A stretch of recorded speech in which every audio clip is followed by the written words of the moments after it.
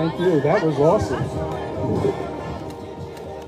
Citizens, patriots, countrymen, I'm glad you're here. Yes.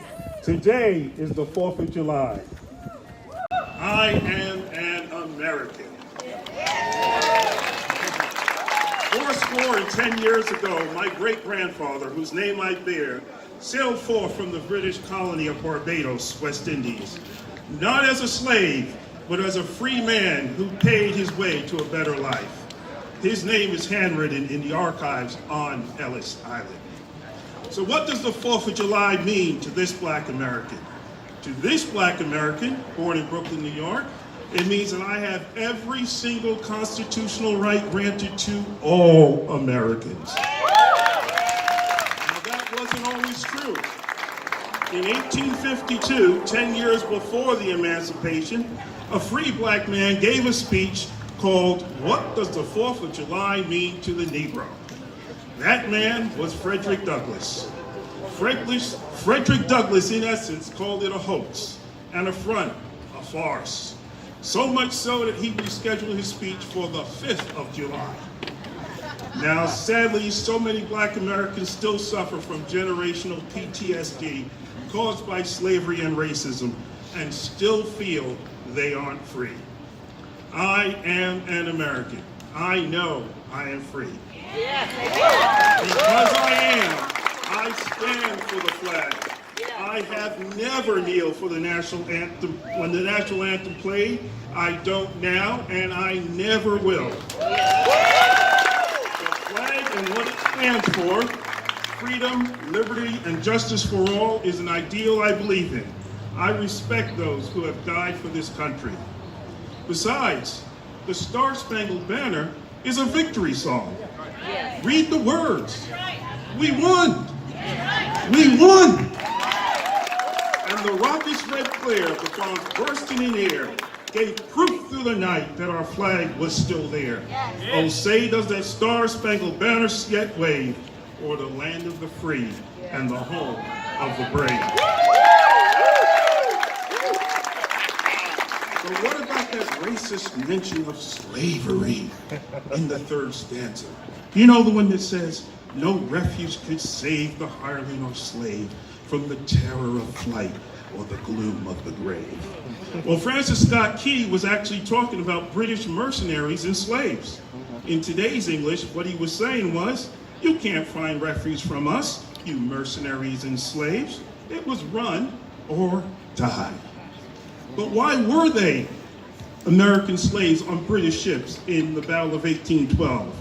Well, because the British governor of Virginia wrote an Emancipation Proclamation that said, if you're a slave and you come fight with us, we will give you your freedom. That was 50 years before Lincoln's Emancipation Proclamation. Thousands of slaves, sometimes entire families, swam or rowed out to the British ships in Chesapeake Bay. Even Harry Washington, one of George Washington's own slaves, escaped. So what happened to those slaves who went to fight for the British that morning when they saw the American flag still there? Awkward. The British lost. Are we all going to be chucked overboard? No, the British kept their word, and thankfully, the now former slaves were evacuated to Trinidad, Bermuda, Canada, and Nova Scotia. Well, that's all fine and good. But what about the Black man today? Today, America's in the midst of a very turbulent moment. A moment sparked by a single shocking display of police brutality captured on camera. Now, the law-abiding majority support the police and trust them to protect the public. I know I do. Yes. Shall we continue to support them all and just ignore the few rogue officers? Far be the thought. Nor should officers be shamed into ignoring those who riot and hide among the thousands who peacefully protest. Let's support the good and condemn the bad in both. A government that is of the people and for the people must be held in check by the people. Citizens policing the police by recording arrests has proven to be the most effective tool for justice being served.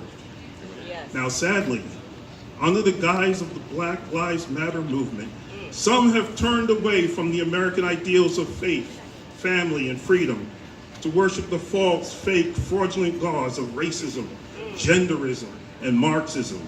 In their words, we disrupt the nuclear family structure by supporting villages that collectively care for one another, freeing ourselves from the tight grip of heteronormality. Fortunately, there's another movement for Black people grounded in the traditional American ideals, an organization called Brexit. Founded by Candace Owens, it seeks to restore the prominence of the father in the home, free Black people's minds from the victim mentality and the historic dependence on politicians, government programs, government services, and for our children, the sole use of government schools. Moses led his people out of slavery to the promised land, but because of the Israelites' unbelief in God's promises, 40 years would elapse, so an entire generation would pass away. Only their children reached the promised land. In his 1963 speech, Dr. Martin Luther King says his dream was deeply rooted in the American dream, and that we as a people would reach the promised land. Today, Black, white, yellow, red, and brown people protest together for racial justice. As an American, I want to assure you, fellow patriots, that the deep discords of despair we all feel during these dark days of racial strife will undoubtedly pass away. I believe in my heart that the next generation of Black Americans will get to the promised land. And all of God's children will be free and feel free to enjoy the milk and honey of liberty and justice. I'm Wilfred Ruck. I am an American. Thank you.